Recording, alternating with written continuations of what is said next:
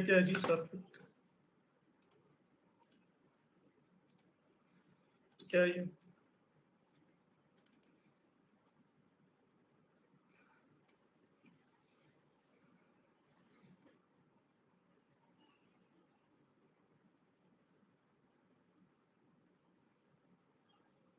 सुशील, जितना भी हुआ है उसके आगे से हम करेंगे।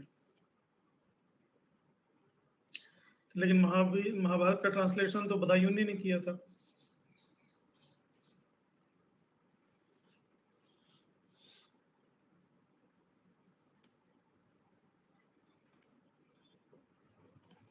ओके,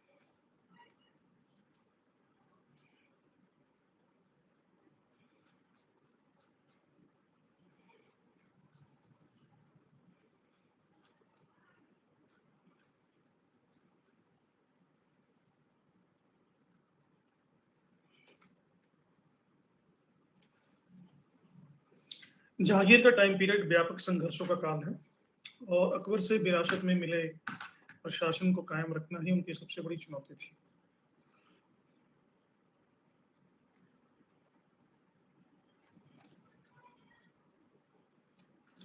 अकबर की मृत्यु के बाद जहांगीर की भी नीतियां इंपॉर्टेंट हैं।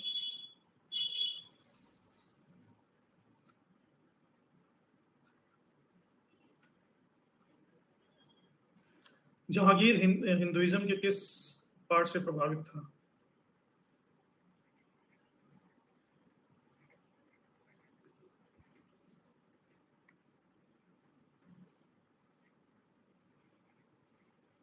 वेदांत को जहांगीर क्या कहता था?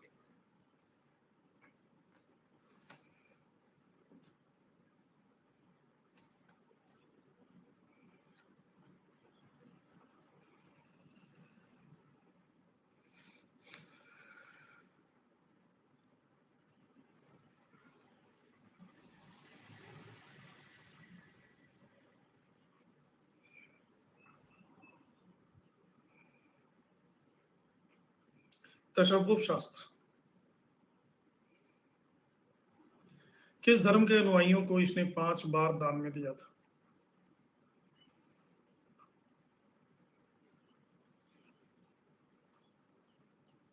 किसके अनुयायियों को?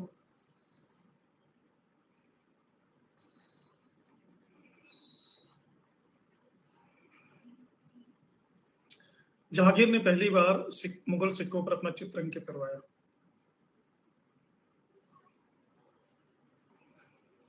और इसने एक नियम बनाया था कि संतों से रोज मिलेंगे।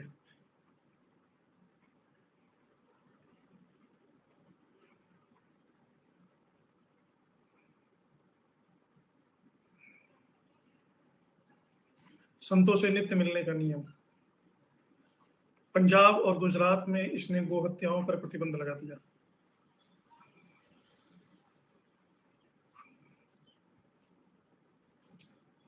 और ब्राह्मणों को दान दिया, पुष्कर, हरिद्वार और अजमेर। अकबर की तरह इसने भी शुलह कुल की नीति को प्रश्रय दिया।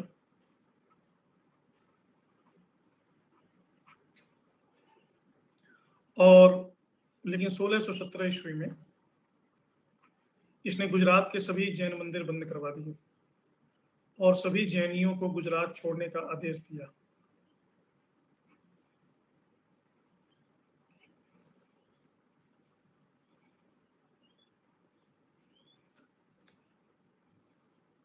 इसके पीछे कारण था कि गुजरात के एक संत थे जिनका नाम है संत मान सिंह।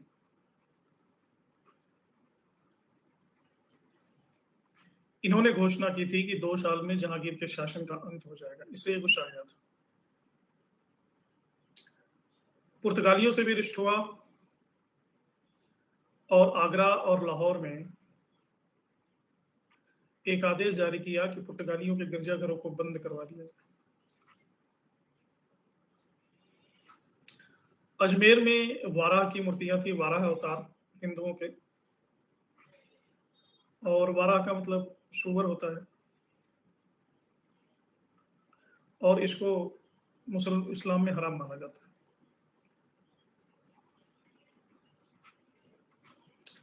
तो इसने वाराह की मूर्तियों को तोड़वा दिया, पत्थर की मूर्तियों को। एक और बात है कि समुद्रगुप्त की प्रयाग प्रशस्ति पर जहांगीर का लेख उत्कीर्ण है।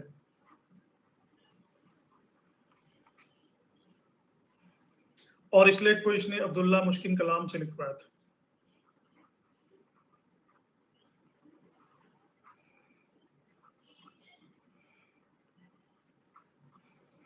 अब्दुल्ला मुश्किन कलाम। जहांगीर ने क्रिश्चियनिटी की भी दीक्षा ली थी।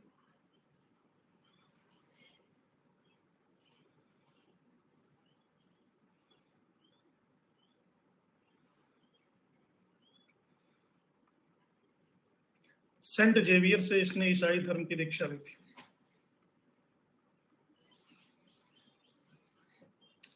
सोलह सौ 10 में, मेरी आवाज नहीं आ रही क्या तुम लोग को?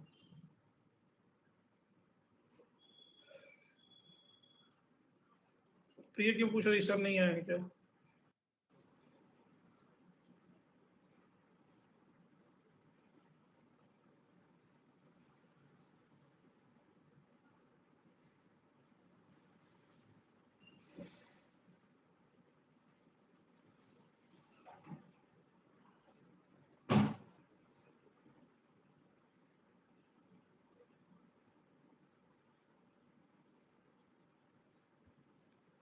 अभी क्लियर है?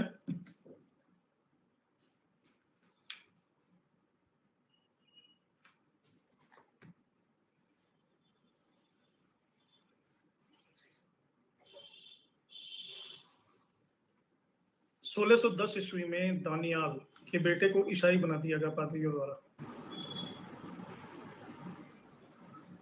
जहांगीर के सिक्कों पर हिंदू राशियों के चिन्ह अंकित। हिंदू राशि होती है ना, ये मेष, वृष, वृश्चिक, तुला, धनु, 12 राशियों के चिन्ह अंकित। चित्रकला अपने चरम पर जहांगीर के काल में पहुंची, और एक डिक्शनरी 1608 ईस्वी में इसके काल में निर्मित हुई, फरंगे जहांगीरी।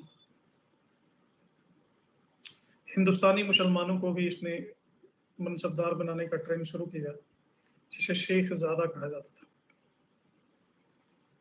और इसके विजय का श्रेय है इसके बेटे खुर्रम को। खुर्रम का अर्थ होता है खुशी देने वाला। शाहजहां को खुर्रम कहते थे।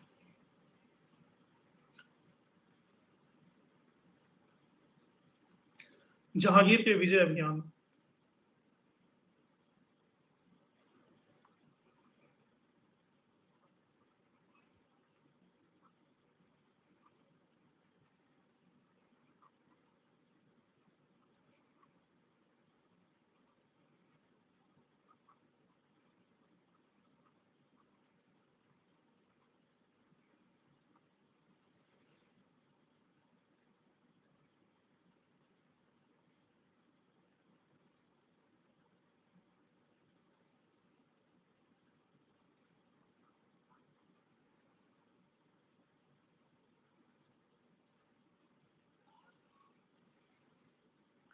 सोलह सौ 5 से लेकर जहांगीर के समय में सबसे बड़ा चैलेंज था मेवाड़।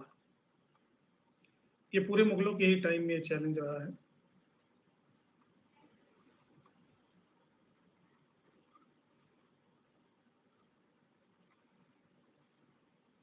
सोलह सौ 5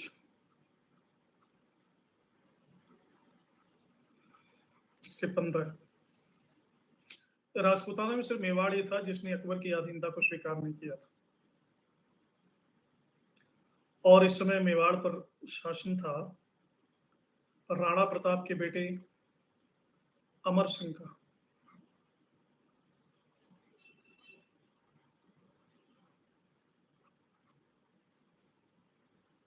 अब इस मेवाड़ पर आपको याद होगा कि अकबर के समय से ही बार बार जहांगीर को भेजा जाता रहा। ये है महाराणा प्रताप, लेकिन वो कभी पहुंचा नहीं। भेजा जाता था मेवाड़ और चला जाता था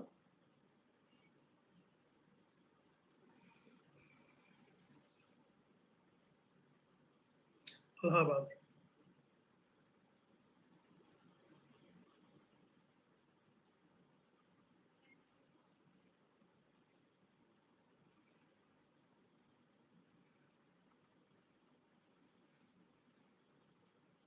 तो जहांगीर ने 4 अभियान भेजे मेवाड़ पर।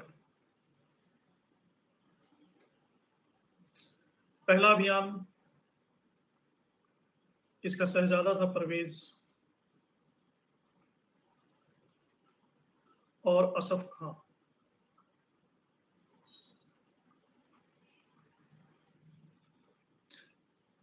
ये भेजे गए, लेकिन ये असफल हो गए क्योंकि इसी समय खुसरो ने विद्रोह कर दिया।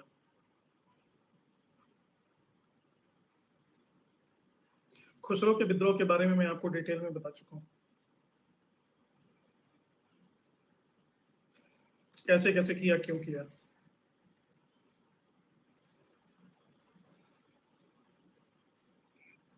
फिटनेस के परिभाषाएं बदलती रहती हैं। एक जमाने में फिटनेस का मतलब ही था थोड़ा मोटा होना। दूसरा अभियान इनका गया है 1608 ईस्वी में,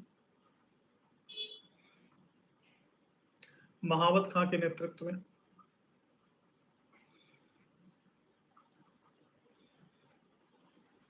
मेवाड़ विजय के लिए। महावत खां के बारे में भी मैं आपको बता चुका हूं।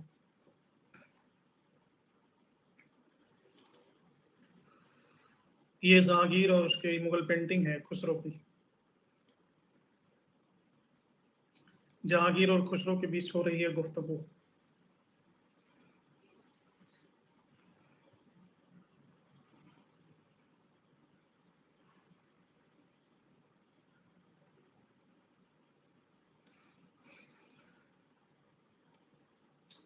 और ये है महावत खां की मुगल पेंटिंग।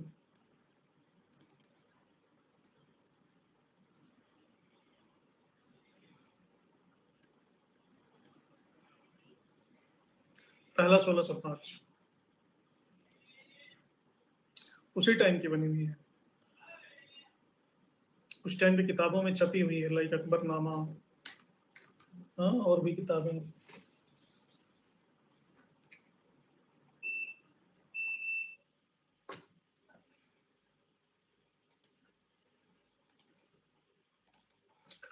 दूसरा खां महावत अभियान एक बहुत बड़ी सेना लेकर के गया, लेकिन अमर सिंह को हरा नहीं पाया।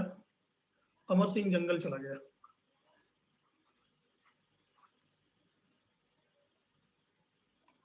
खुसरो ज्येष्ठ पुत्र था, तो यहां भी सफलता नहीं मिली। तीसरे अभियान में 1609 ईस्वी में अब्दुल्ला खां को भेजा गया मेवाड़ विजय के लिए।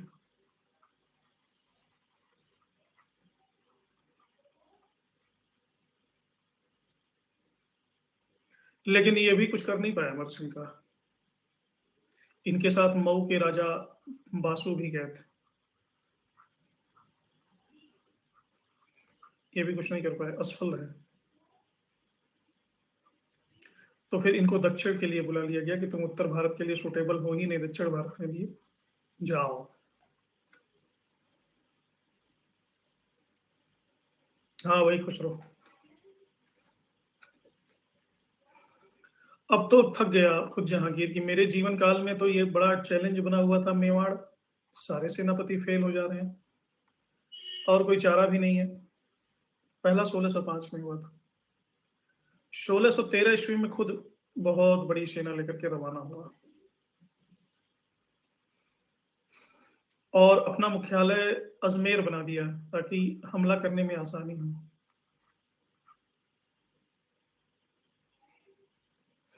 और अपने बेटे खुर्रम यानी भावी शाहजहां और मिर्जा अजीत कोका, इन दोनों को सेना लेकर के आगे बढ़ाया अमर सिंह के खिलाफ। लेकिन खुर्रम और कोका लड़ने का आपस में नहीं छोड़ते थे कोई मौका। तो कोका को वापस बुला लिया, कहा कि बेटा तुमसे ना होगा, तुम लड़ने गए हो अमर सिंह से, आपस में ही लड़ रहे हो। कोका कहता क्या करूं जहां पना, वो हमारी बात मानता नहीं, कहता कि मैं वो हूँ, युवराज हूं, तुम मुझे हुक्म नहीं दे सकते। ये कोका की मुगल पेंटिंग है।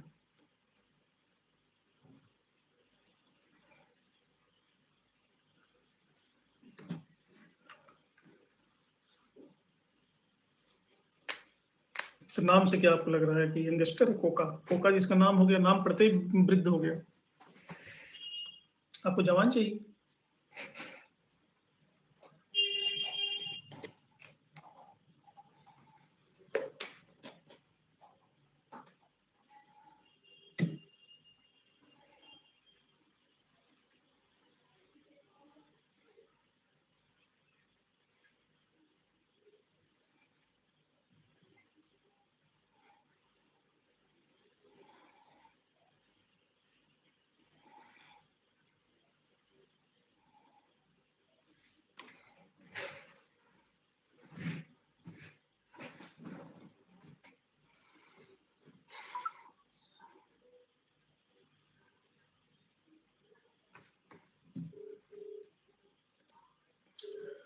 तो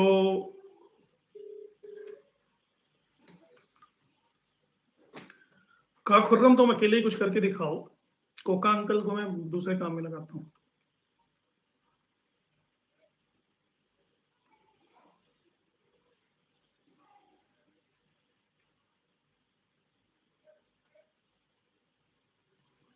सब अमर सिंह से लड़ने जा रहे हैं, उनके साथ नहीं है। खुर्रम ने अपना दिमाग लगाया। इसने क्या किया कि मेवाड़ का जो किला है, मेवाड़ का किला है भी तो बड़ा दुर्गम। अभी मैं दिखाता हूं कितना दुर्गम है।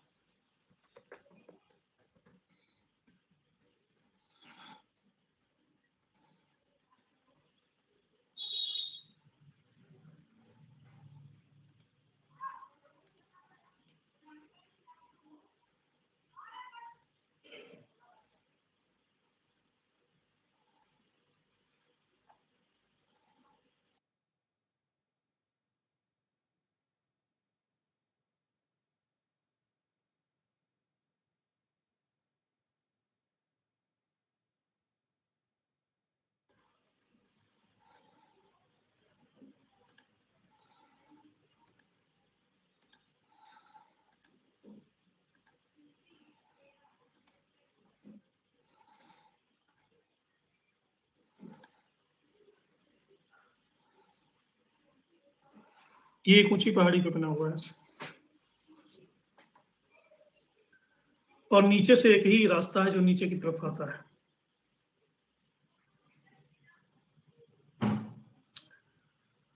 तो इसके रसद का मार्ग काट दिया, और भगवान भी जैसे मेवाड़ वालों की नहीं सुन रहे थे। मेवाड़ में पड़ गया अकाल, महामारी फैल गई। अब अमर सिंह को अपने लिए नहीं, प्रजा के बारे में तो सोचना था। तो अमर सिंह ने अपने मामा शुभकर्ण और विश्वास पात्र सामंत हरदास झाला,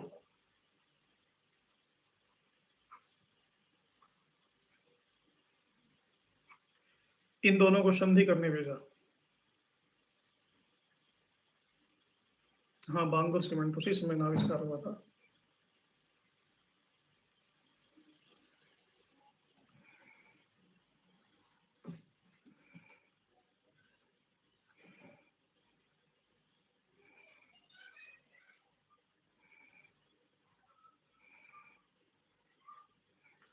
संधि की शर्तें क्या थी?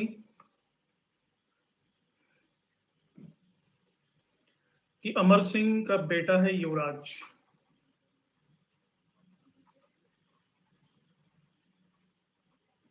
इसको बादशाह के पास भेज दो और अमर सिंह इस युद्ध के बाद किले की मरम्मत नहीं करवाएगा, यानी किलेबंदी नहीं करेगा,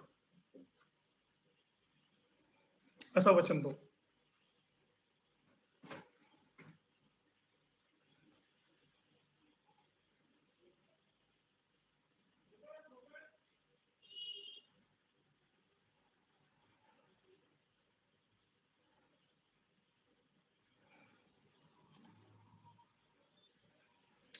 ऐसा है नंदलाला जी,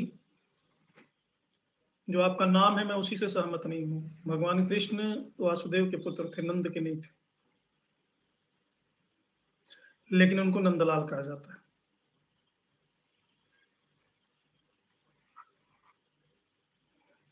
पहली बात यह है कि मेरी सहमति असहमति से कोई फर्क नहीं पड़ता। यहाँ हमारा उद्देश्य अकबर या राजपूतों के युद्ध को हिंदू मुस्लिम का युद्ध साबित करना नहीं। यहाँ हमारा उद्देश्य है कि जो तथ्य है उसको बताना, सही गलत का फैसला हमारे हाथ में। महामारी के बाद सुकर्ण और हरदास झाला को अमर सिंह ने भेजा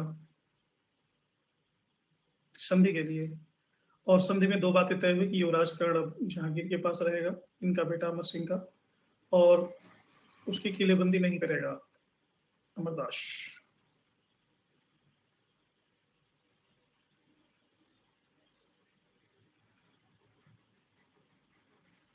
रिफ्रेशिंग कर दूं, रिफ्रेशमेंट ना पहुंचा दूं आपके पास?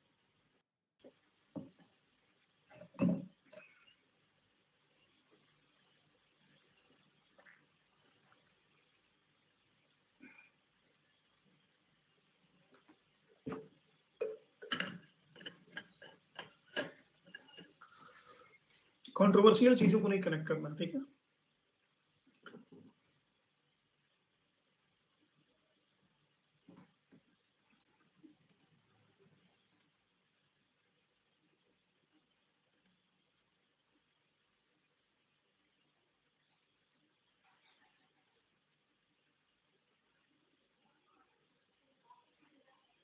ये कौन सा फोर्ट है मैनेजर साहब?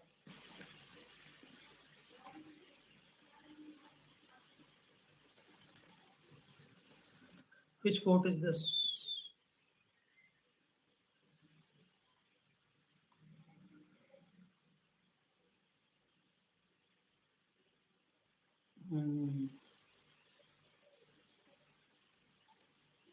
Jaigarh fort, okay.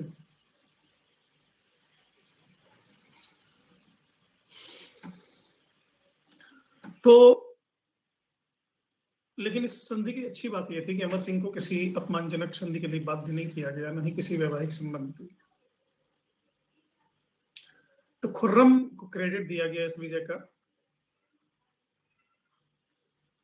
और ये खुर्रम ये विजय करने की कोशिश कर रहा था बचपन से ही, अभी को जाके विजय हो, मतलब खुसरो कर रहा था, लेकिन खुर्रम की वजह से ही ये विजय हो पाया। और खुर्रम को उपाधि दे दिया गया शाह खुर्रम, शाह की उपाधि दे दी।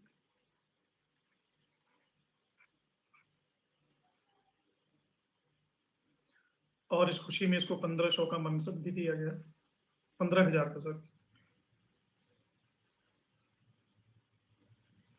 लेकिन अमर सिंह था तो स्वाभिमानी व्यक्ति।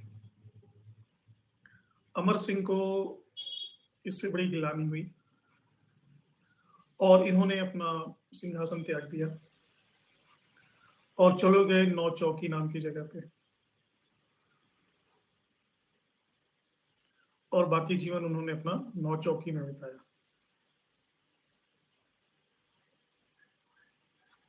तो इस तरह से उत्तर भारत का खुर्रम को उत्तर भारत का विजय में एकमात्र रोड़ा ये मेवाड़ था।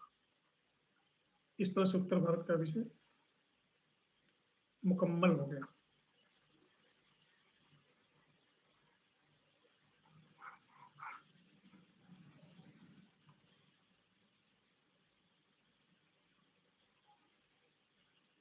नौचौकी आर्यावर्त भारत देश जम्बू द्वीप का एक शहर है।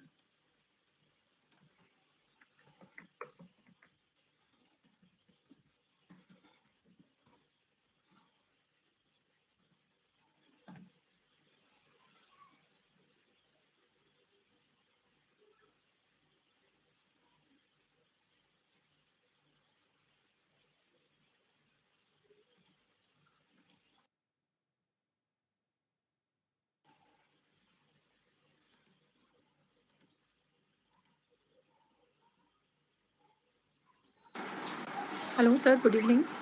हेलो। सर आपने 1500 बताया कि 5000, क्योंकि 1500 तो उसके साथ सैनिक थे उनके साथ, खुर्रम के साथ, और 5000 का मनसब दिया गया था, ऐसा मतलब मैंने पढ़ा था एक बुक में। ना मैंने 1500 बताया ना 5000 बताया, मैंने बताया 15,000 और यहाँ लिखा भी। सर 15000 का मनसब दिया था। मेरे हिसाब से तो ऐसा ही किया था। उसमें आपको सर तो दक्षिण, सर अच्छा हो सकता है सर, ऐसा मतलब मैं बुक उठा के लेकर आती हूँ। उसमें मैंने ये पढ़ा था कि मुगलों के सैनिक 1500 सैनिक की टुकड़ी उसके साथ थी, और 5000 का मनसब दिया गया था। फिर दक्षिण विजय के दौरान 30,000 का मनसब दिया गया था और शाहजहां की उपाधि दी गई थी खुर्रम को। Let me check. भाई 15,000 1500 में मैंने कहा था कि जब मनसब पे साइन करना हो, जब देना हो तो मुझे बुला लेना एक बार। लेकिन यस सर, मैंने भी कहा था उनसे सर। पर मैं थोड़ा एंशियंट में चली गई ना, इसलिए सर बात ही नहीं हो पाई मेडिवल वालों से। तो मुझसे भी शायद कदम आगे ही है। जी सर, कांटेक्ट नहीं हो पाया ना मेडिवल वालों का, थोड़ा सा वो गड़बड़ हो गया। और आपकी जॉब का क्या हुआ अभी? सर हमने मथुरा ज्वाइन कर लिया है अरे वाह, कितनी सैलरी कैंट में। कितनी सैलरी मिल रही है? सर स्टार्टिंग में तो अभी प्रोविजनल पीरियड है, तो वो वही मिलती है जो 40 का फिगर है। और वैसे ही प्रोबेशन के बाद? फिर तो सर पूरा मिलेगा, 50 के करीब है। सर भगवान करे उससे पहले हम डिग्री में आ जाएं तो ज़्यादा अच्छा है, क्योंकि डिग्री में ज़्यादा मज़ा आता है हमें पढ़ाने में। भगवान करेगा, बिल्कुल करेगा, क्यों नहीं करेगा। सर नहीं, हमारा थोड़ा मेहनत कम हो गया है, हमें ऐसा लगता है, क्योंकि सुबह ही जाना होता है, इधर से अलीगढ़ से मथुरा 2-2.5 घंटे का सफ़र हो जाता है, फिर उधर से आना होता है। तो ऐसे क्लास भी हमें 4 बजे वाली जो होती हैं या कोई भी क्लास होती है, वो हम गाड़ी उसी में करते हैं, कार में ही कर लेते हैं।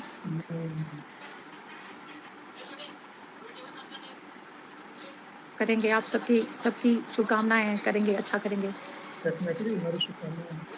इसमें मैं जो सोर्स खोला उसमें तो दिया ही नहीं है, मनसब दिया गया। हाँ सर, मैं मेरे पास ना ये एक 2 बुकें हैं, मतलब एक तो आशीर्वाद श्री श्रीवास्तव जी की हैं, और एक ही ये है आर्य कॉम्पिटिशन टाइम्स वाला जो होता है ना, वो है। तो इसमें उन, आर्या का फोटो खींचोगे? फोटो? हाँ जी सर, बिल्कुल बिल्कुल हम भेजते हैं। 1 मिनट सर। ठीक है सर, थैंक यू सर।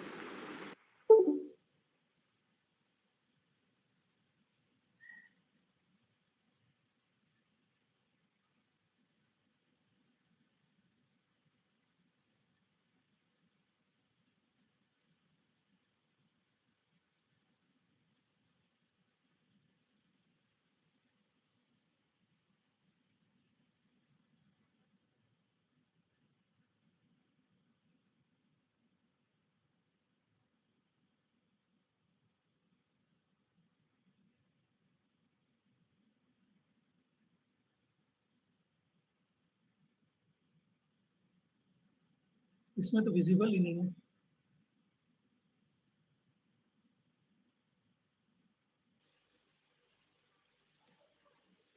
दिख नहीं रहा। देखिए, मेरी जो सोर्सेज कहते हैं, मेरे सोर्सेज ये हैं। कहाँ गए?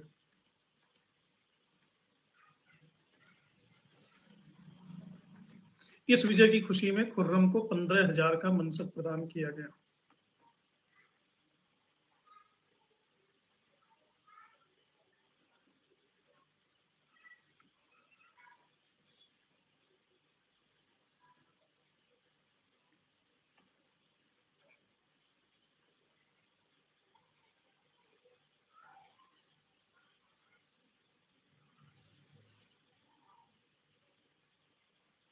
इसमें लिखा है, राणा ने अपने पुत्र करण सिंह को मुगल दरबार में भेजने की अनुमति दी, उसे 5,000 का जातक। ये तो राणा की बात हो रही है। खुर्रम को क्या दिया गया, कहाँ लिखा है?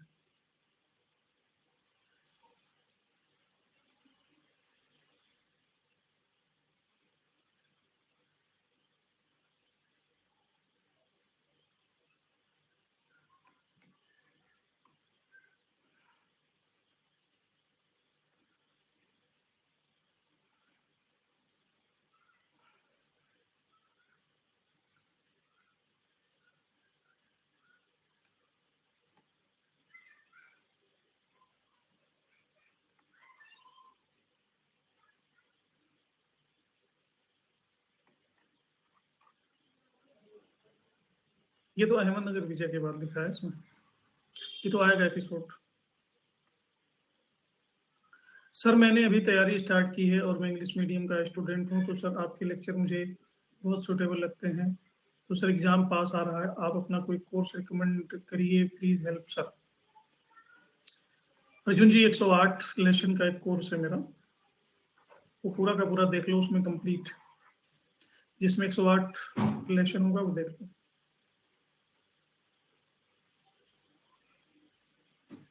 15,000 ही है भाई।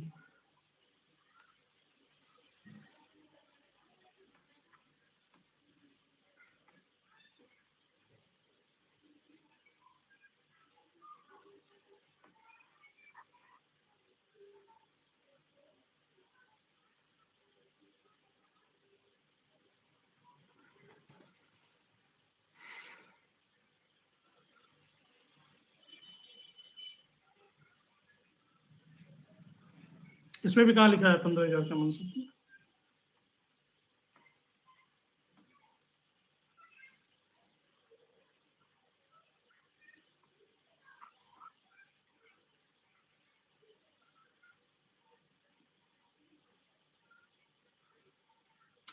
इसमें तो वो सूचनाएं ही नहीं दी गई जिसकी मैं बात कर रहा हूँ।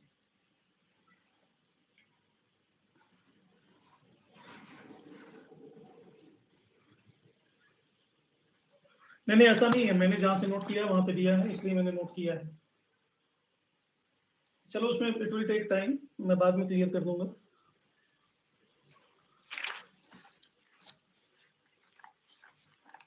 हम्म, 15,000 ही है मुझे पता है। Come to the point. ये तुलसीदास की पिक्चर है, तुलसीदास की मुगल पेंटिंग है। इसी समय तुलसीदास हुए जब जहांगीर हुआ था।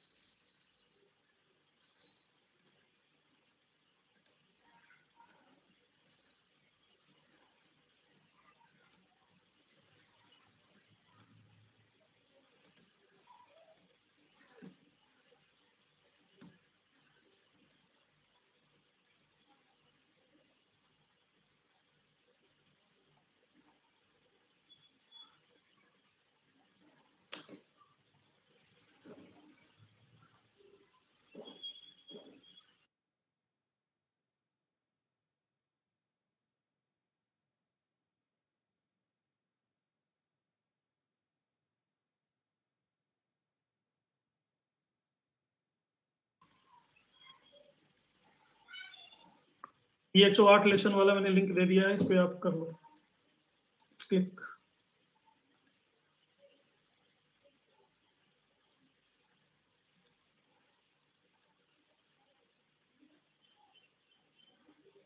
मॉडर्न इंडिया है, वो टॉपिक से ना जाओ, आगे बढ़ो। मॉडर्न इंडिया है।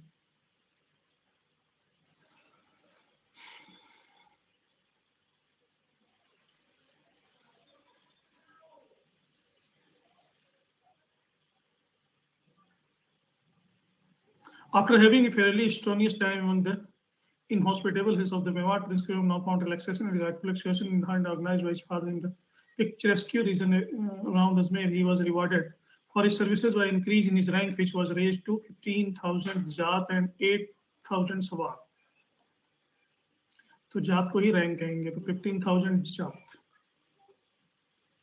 He now stood on the same level as his elder brother Parvez, and certainly in the more advantageous position in success, given the prominence with the united effort of the party recently organized by the Noor Jahan pushed him into the forefront. He was now outdistancing his contemporaries and rivals. On Friday, the 1st of February 1616, he Sola birthday was celebrated by his May. He was now 24 years old. He never had swelled his lips with wine. His father, on his occasion, pressed him to a drink and said, Baba, thou hast become the father of the children and kings of kings. Son, have drunk wine today, which is the day of the being waited. I will give thee wine to drink and give leave to drink at feast day and time when you are वगैरह वगैरह।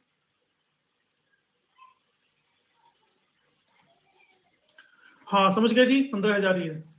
अब किसी कोई संदेह तो नहीं है? Yes sir, ये इतनी अच्छी सी किताबें तुम पढ़ते हो कहाँ से, कौन सी किताब है? तो ये हो गया उत्तर भारत का जहांगीर का अभियान। अब हम देखेंगे दक्षिण भारत का जहांगीर का। पूरी तुम लोग पीएचडी करवा देते हो।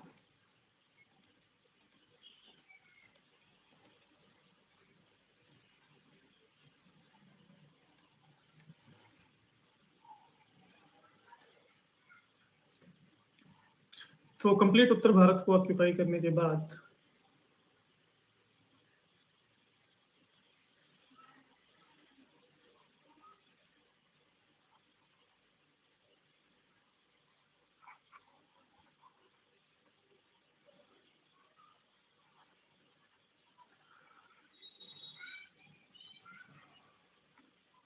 के बीपी सक्सेना कभी अपनी लाइब्रेरी की भी फोटो भेजो। सबसे बड़ी बाधा थी अहमदनगर। अहमदनगर को जीता नहीं जा सका। क्यों? क्योंकि इसका शासक था मलिक अंबर।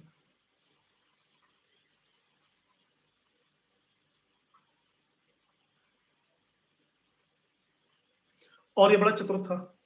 अहमदनगर का प्रधानमंत्री था। ये काला सा था, काला क्लूटा।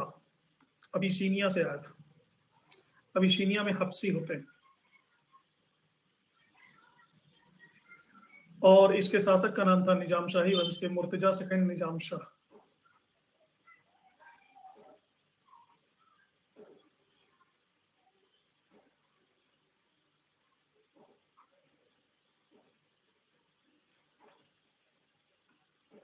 हब्सी मतलब अबिसीनिया के लोगों को हब्सी कहते हैं। He is totally dark. ये इसकी मुगल पेंटिंग है। ये देखो, ही इज मलिक अंबर।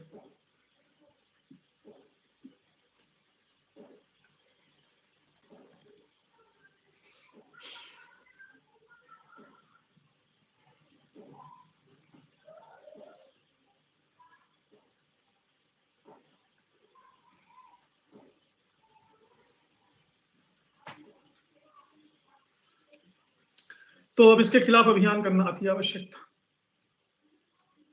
तो नाना प्रकार के अभियान भेजे गए। पहला अभियान भेजा गया 1608 ईस्वी में।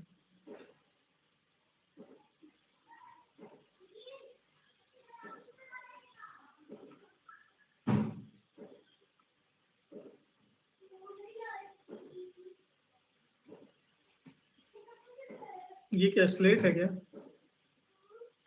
क्या है ये?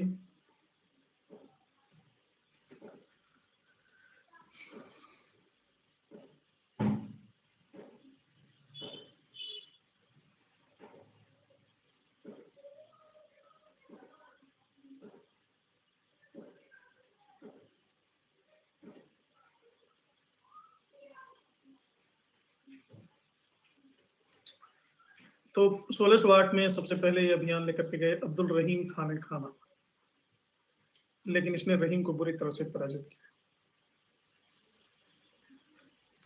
दूसरा अभियान इन्होंने किया 1610 ईस्वी में शहजादा परवेज के नेतृत्व में, लेकिन परवेज को तो इतनी बुरी तरह हराया कि परवेज को एक अपमानजनक संधि करनी पड़ी, यानी मुगल पराजित हो गए परवेज के सामने।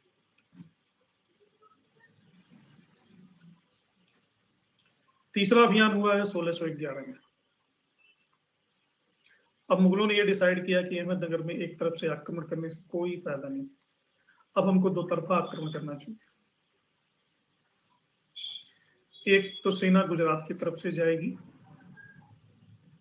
और दूसरी सेना बरार की तरफ से आएगी। तभी जाकर के अहमदनगर पे कब्जा किया जा सकेगा, अन्यथा बिल्कुल नहीं।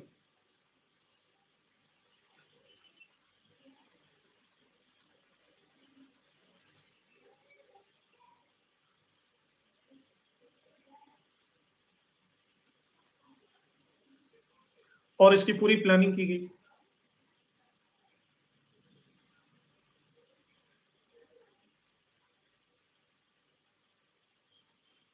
सेना गुजरात से रवाना किया गया और अब्दुल्ला खां को गुजरात की कमान दे दी गई।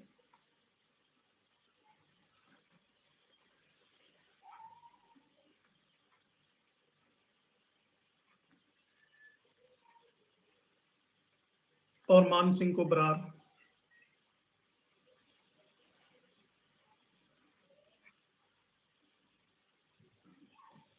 इन दोनों ने प्रस्थान किया, लेकिन दोनों की टाइमिंग में गड़बड़ी होगी। अब्दुल्ला खां और मान सिंह को दोनों को साथ में अटैक करना था, लेकिन अब्दुल्ला खां पहले ही पहुंच गए और मलिक अंबर ने कहा आओ,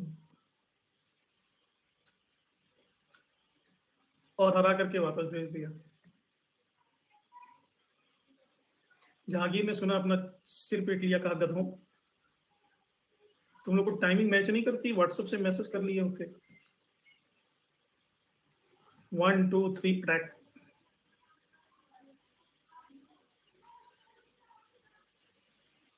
हार के लौट आए। रहीम ने कहा जहां पना एक मौका और दीजिए मुझे, तो चौथा अभियान रहीम को फिर भेजा गया। इधर अंबर को जीतते जीतते ओवर कॉन्फिडेंस हो गया, फूल करके कुप्पा हो गया, और शाम को पार्टी में बैठता, बस अपने काले काले होठों से अपनी पीठे ठोकता।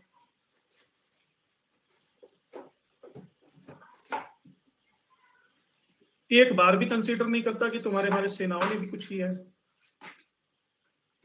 हालांकि मलिक अंबर की इन जीतों में मराठे प्रमुख थे, मराठों की वैसे विजय हुई, मराठे नाराज हो गए।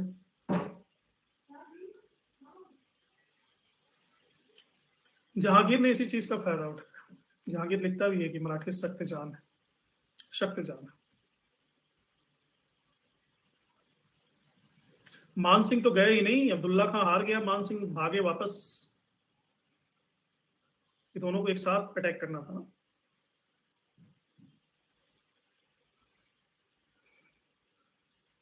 जहांगीर पहला ऐसा मुगल शासक है जिसने मराठों को उमरा वर्ग में शामिल किया था। अब्दुल रहीम खान खाना ने मराठों को अपने पक्ष में कन्विंस किया, और मराठों की सहायता से 1616 ईस्वी में अहमदनगर, गोलकुंडा और बीजापुर, इनकी संयुक्त सेनाओं को करारी शिकस्त दी। अहमदनगर की राजधानी खेड़की पर मुगलों का अधिकार हो गया, लेकिन मलिक अंबर भाग गया और गुरिल्ला युद्ध लड़ने लगा, जंगलों में छुप गया। तो जो की फिगर था वो तो पराजित किया ही नहीं जा सका। फिर जहांगीर ने कहा बेटा खुर्रम, मुगलिया सल्तनत को तुम्हारी जरूरत है, जाओ खाने खाना की मदद करो। तो इसके बगल में है मांडू, राजस्थान में ही है। जहांगीर बैकअप देने के लिए मांडू अपनी सेना लेकर के आके रुक गया, और खाने खाना की मदद के लिए भेज दिया खुर्रम।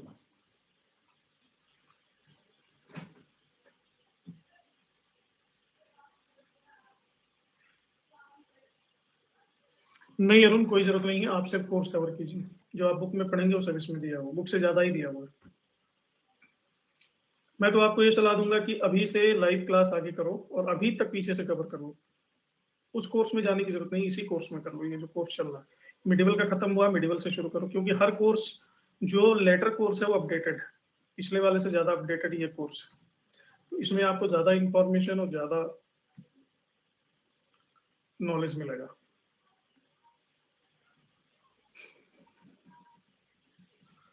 जब खुर्रम और खाने खाना मिल गए तो मलिक अंबर ने आत्मसमर्पण कर दिया, और 1617 ईस्वी में बीजापुर के सुल्तान आदिल शाह की मध्यस्थता में मलिक अंबर और जहांगीर के बीच हुई संधि। अब इससे क्या हुआ कि निजाम शाह आ गया जहांगीर के अधीन।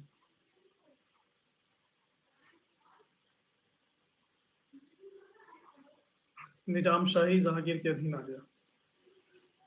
अहमदनगर का किला और बालाघाट ये मुगल सम्राट को मिल गया,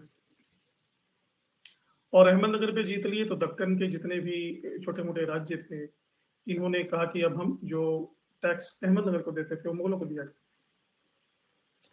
और चूंकि ये भी बहुत बड़ी उपलब्धि थी, मलिक अंबर एक दूसरा नासूर था मेवाड़ की तरह, और इसका श्रेय फिर मिला खुर्रम को। और इसी जीत की उपलक्ष्य में खुर्रम को उपाधि दी गई शाहजहां।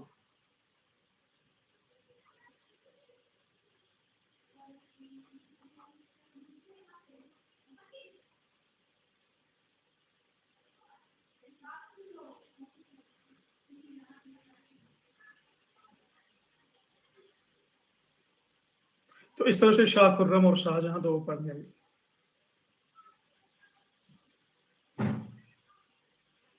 और जहांगीर ने खुर्रम को 30,000 का मनसब भी दिया। 30,000 का मनसब का मतलब ये है कि 30,000 जात। आदिल शाह ने मध्यस्थ की भूमिका निभाई थी।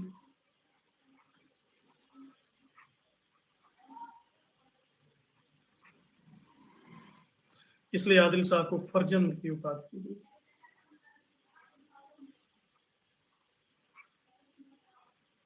फरजंद यानी पुत्र।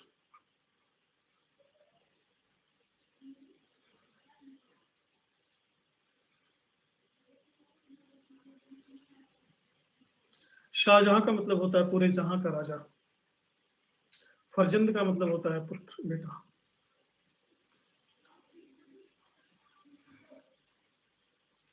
तो लेकिन मलिक अंबर फिर से एक्टिव हो जाता है 1620 ईस्वी में आके, और फिर से मुगलों के क्षेत्र पर अधिकार कर लेता है, और फिर से खुर्रम ने अटैक किया और इन प्रदेशों को जीत लिया। 1622 ईस्वी में खुसरो के विद्रोह का लाभ उठा करके मलिक अंबर ने फिर से अधिकार कर लिया, तीसरी बार। इसके पहले कि इसको पराजित करके जीता जाता, 1626 में मलिक अंबर की मृत्यु हुई। मलिक अंबर की सबसे बड़ी विशेषता यह थी कि दक्षिण भारत में इसने टोडरमल बंदोबस्त लागू करने का श्रेय इसको दक्षिण भारत में जाता। फरजंद एक फारसी टाइटल है बेटा के लिए। इसने भूमि की पैमाइश कराई, एक तिहाई भू राजस्व लिया, बड़ी संख्या में मराठों को भर्ती किया, मुगलों के खिलाफ गुरिल्ला युद्ध पद्धति अपनाई, जिसको बाद में मराठों ने एक्सेप्ट मतलब अडॉप्ट कर लिया। ये जो गुरिल्ला युद्ध पद्धति है, इसको कहा जाता है वर्गीगिरी दक्षिण भारत में।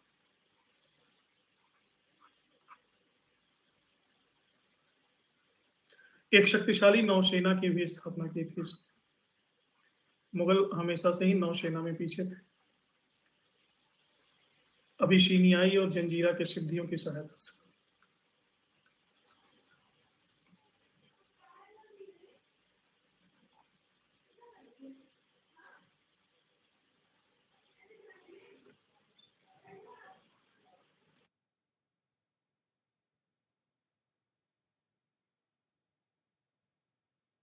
ये कांगड़ा का किला है, इसके बाद कांगड़ा विजय।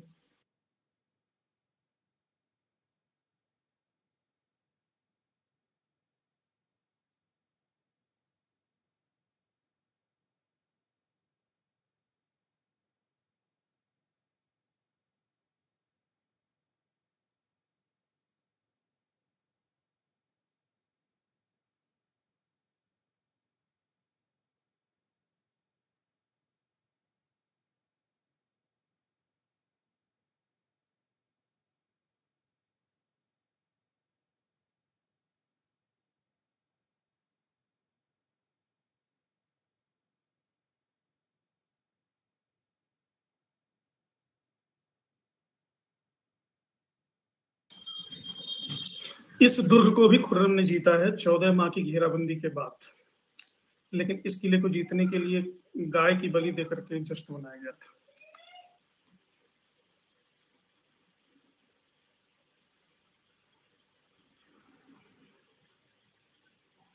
टाइम तो लगा ही होगा।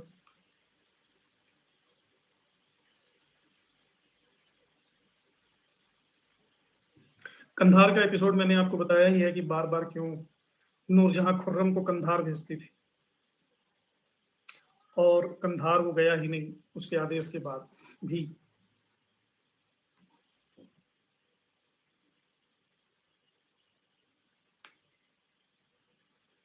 ओके, तो ये जहांगीर के विजयों का एपिसोड है जो समाप्त होता है।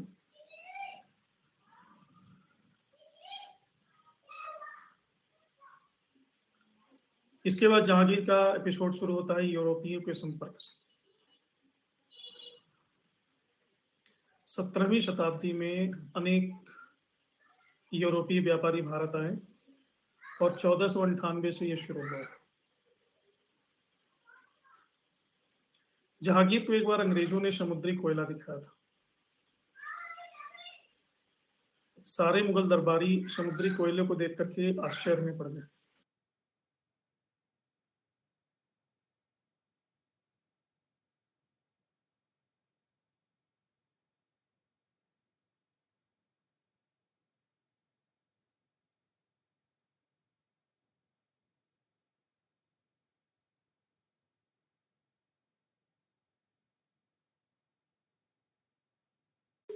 पुर्तगालियों से इनको संबंध इसलिए बनाने थे क्योंकि पुर्तगालियों की नौसैनिक शक्ति बहुत ज्यादा थी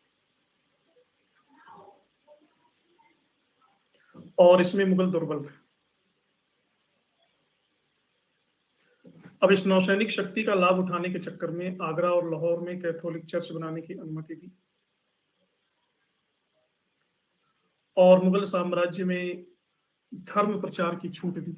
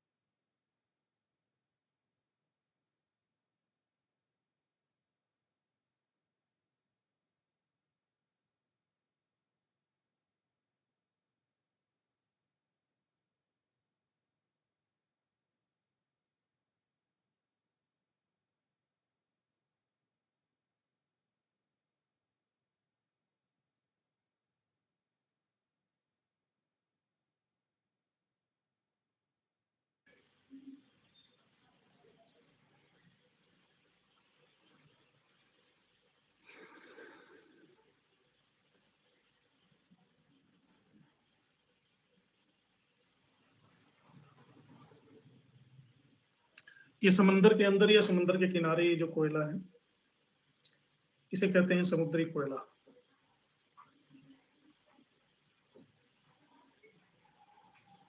सी कोल।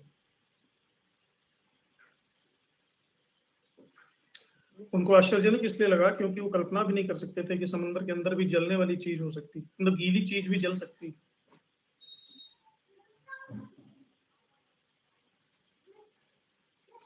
तो खैर मैं पुर्तगालियों के बारे में बात कर रहा था। 1613 ईस्वी में क्या हुआ, पुर्तगालियों ने मुगलों के 4 जहाज लूट लिए।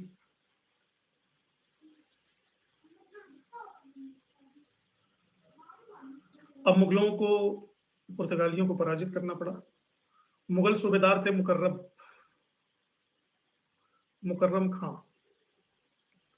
इन्होंने पुर्तगालियों को पराजित किया, कैप्टन डॉटन को।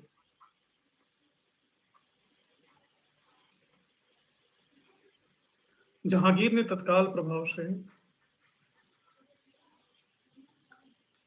पुर्तगालियों को दी गई सारी सुविधाएं वापस ली, आगरा और लाहौर के इनके गिरजाघर बंद करवा दिए। मजबूर होकर के पुर्तगालियों ने जहांगीर से माफी मांगी, फिर इनको सुविधाएं दी गई। अंग्रेजों ने भी बहुत सारी सुविधाएं लेने के लिए दूत मंडल भेजे जहांगीर के पास। सबसे पहले जॉन हॉकिंस आता है जेम्स फर्स्ट के दूत के रूप में अकबर के नाम का पत्र लेकर के, क्योंकि उसको पता नहीं था कि अकबर की डेथ होगी। चूंकि तुर्की और फारसी ये फटाफट बोलता था तो जहांगीर इससे बड़ा इंप्रेस हो गया और 400 का मनसब और इंग्लिश खां या फिरंगी खां की उपाधि दी। 3 साल तक ये मुगल दरबार में रहा, लेकिन पुर्तगालियों ने ऐसा षड्यंत्र किया कि इसको कोई लाभ मिला नहीं। ये अपने मेमोयर में लिखता है कि चांदी भारत में आती तो है लेकिन भारत से जाती नहीं। दूसरा है पॉल केनिंग। जेम्स प्रथम ने दूसरा दूत भेजा था लेकिन इससे भी कोई सफलता मिली जुली नहीं। फिर आया विलियम एडवर्ड, जेम्स प्रथम का तीसरा दूत था। इसे थोड़ी बहुत सुविधाएं मिली लेकिन वो सिग्निफिकेंट नहीं थी। फिर टॉमस रो सबसे प्रमुख दूत है। ये भी जेम्स प्रथम का पत्र लेकर के 1615 ईस्वी में ही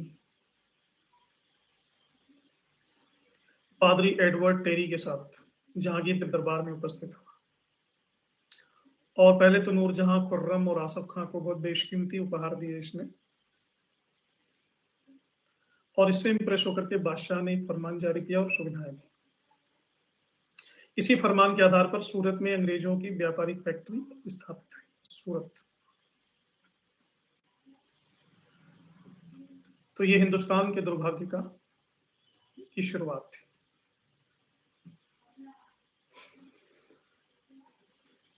इस सूरत की व्यापारिक फैक्ट्री ने भारत की सूरत को हमेशा के लिए बदल के रख दिया।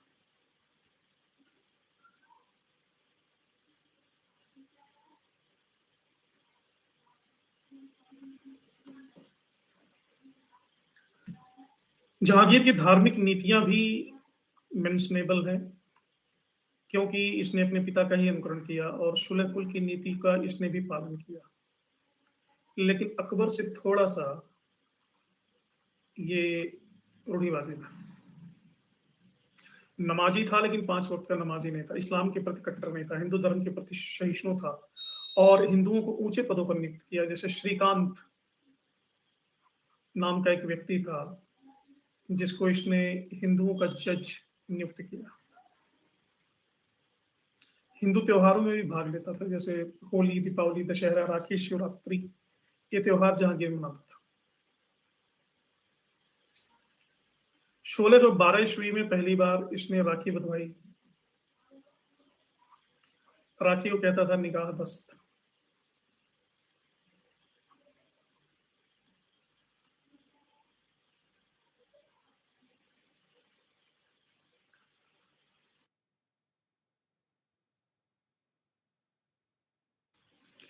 आधुनिकीकरण मशीनों और सुविधाओं से नहीं आता।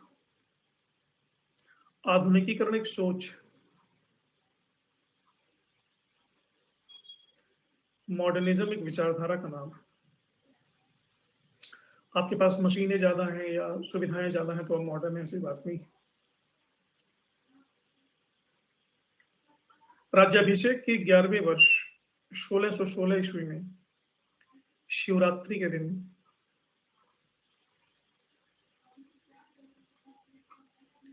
ये योगियों से मिला।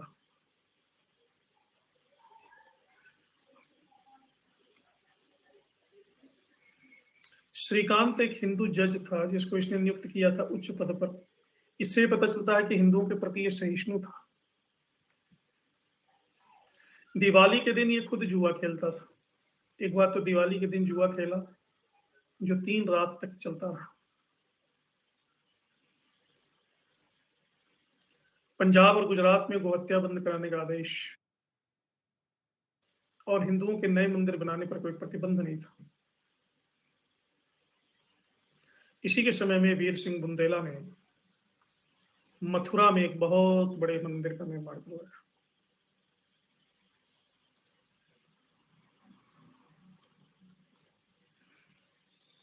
ये वीर सिंह बुंदेला की फोटो है।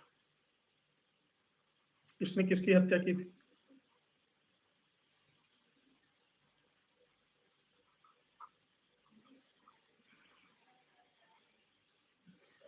अबुल फजल की। बनारस में कई मंदिरों का निर्माण, कई मंदिरों को दान, वृंदावन के चैतन्य पंथियों को 5 गांव अनुदान में दिए, हरिद्वार के ब्राह्मणों को दान में दिया। एक संत थे जदरूप गोसाई, इनसे ये बहुत ही प्रभावित था। लेकिन कश्मीर में लब जिहाद का मुद्दा इसके सुनने में आया। राजौरी कश्मीर में एक जगह है, वहां के हिंदू मुसलमानों स्त्रियों को ना विवाह करके उनको हिंदू बना देते थे।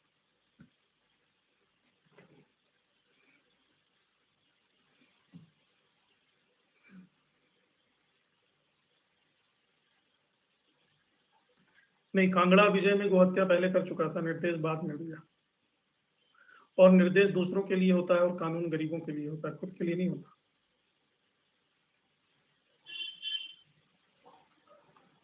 अजमेर में ये ब्रह्मा का दुनिया का एकमात्र मंदिर है, पुष्कर। पुष्कर में शायद पृथ्वी पे ब्रह्मा जी का एकमात्र मंदिर है। इस मंदिर की इसने यात्रा की थी और वहां के 12 मंदिरों को तोड़ने का आदेश इसलिए दिया क्योंकि उसे हिंदुओं की दशावतार की धारणा स्वीकार नहीं थी। लेकिन विष्णु के मंदिर को नुकसान नहीं पहुंचा और पुष्कर का पूरा गांव ब्राह्मणों को मदद मास के तौर पे दान में दे देता है। जैनियों के प्रति क्यों कठोर कदम उठाया मैंने आपको बताया था, लेकिन कभी भी इसने जैन धर्म को मानने के लिए कोई बाधा उत्पन्न नहीं की। 1617 ईस्वी में गुजरात के जैन मंदिरों को बंद करके और जैनियों को साम्राज्य से बाहर निकालने का आदेश दिया। उसके दो कारण थे। पहला तो जैन संत एक थे गुजरात में, मान सिंह। इन्होंने खुसरो विद्रोह के समय भविष्यवाणी कर डाली थी कि 2 वर्ष में मुगल साम्राज्य खत्म हो जाएगा। अभी किसको अच्छा लगेगा? दूसरा, इसको ऐसे प्रमाण मिले थे कि मंदिर में जो यात्री रहते हैं, टिकते हैं, रात बिताते हैं, उनसे जैनी परिवारों की बहु बेटियां मंदिर में मिलने रहने वाले यात्रियों से मिलती हैं रात को। ये एक दूसरे डायरेक्शन में ले जाता था सारे चीजों को, इसलिए इसने इनकार कर दिया। ईसाइयत के प्रति भी अकबर की तरह ही प्रभावित था।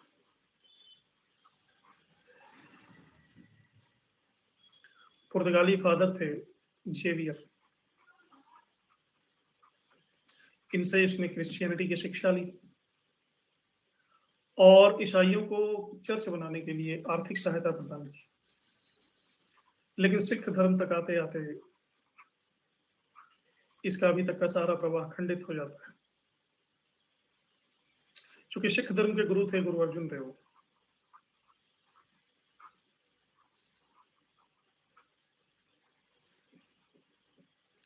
और खुसरो की सहायता की थी इन्होंने विद्रोह में। गुरु अर्जुन देव से ये 2 लाख जुर्माना मांगा राजद्रोह के लिए। सिख लोग कहते हैं कि एक चंदू शाह था जिसने जहांगीर का कान भर दिया जाकर, चंदू शाह के कहने पे किया, और इसी सिलसिले में गुरु अर्जुन देव को बहुत प्रताड़ित किया गया और अंततः गुरु अर्जुन देव को शरीर त्यागना पड़ा।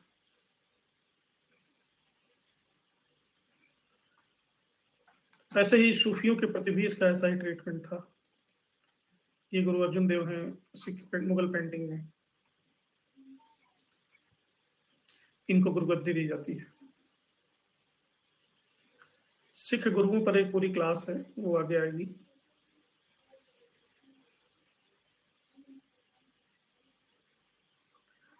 लेकिन सूफियों के प्रति भी एक इसका विवाद था। ये नीचे जो किला दिख रहा है, यह ग्वालियर का किला।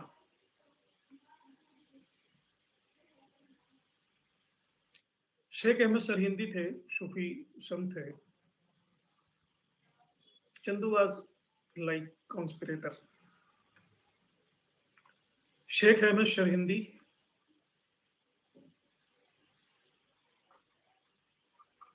ने जहांगीर की खुल करके आलोचना इसलिए की क्योंकि वो नूरजहां के इशारों पर चलता था। और शेख अहमद सरहिंदी ने दावा किया था कि वो मेहदी है। मेहदी समझते हो ना?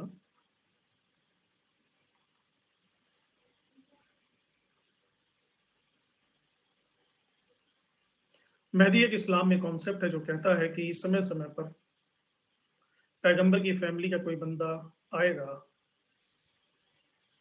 और सच्चे लोगों को मुक्ति दिलाएगा।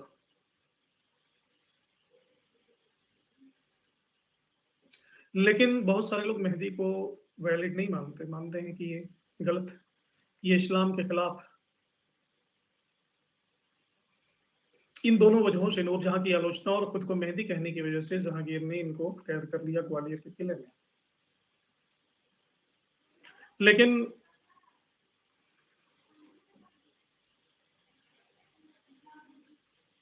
वेदांत से जहांगीर का कभी भी किसी प्रकार का विवाद नहीं हुआ। वेदांत को कहता था तशव्वुफ शास्त्र, और वेदांती उज्जैन निवासी थे जदरूप गोसाई। इनसे बड़ा ही प्रभावित था। राजनीति को धर्म से ऊपर रखा। अहमदाबाद को पसंद नहीं करता था, उसे कहता था यहाँ गर्दा बड़ा उड़ता है और जहन्नुम है ये।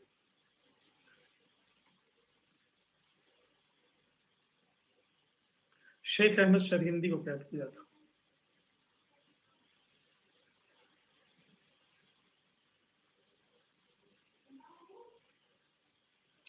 सोलह सौ सत्ताईस में लाहौर निकला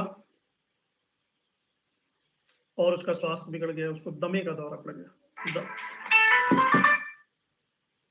कश्मीर गया लेकिन कोई सुधार नहीं हुआ, लाहौर गया और 28 अक्टूबर 1627 को भिम्बर नाम की जगह पर इसकी डेथ हुई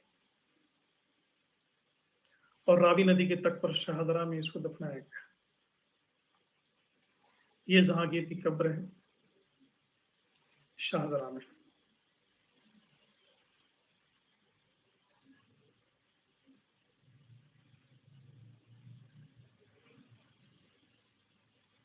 प्रियंका सबसे पहले तो लाइव देखो,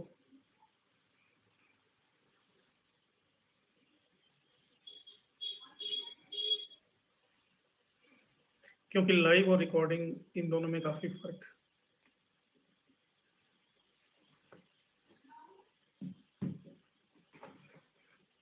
ये शाहदरा लाहौर में इसकी कब्र है और इसका इंटरनल ये अंदर से इसकी कब्र है जहांगीर की।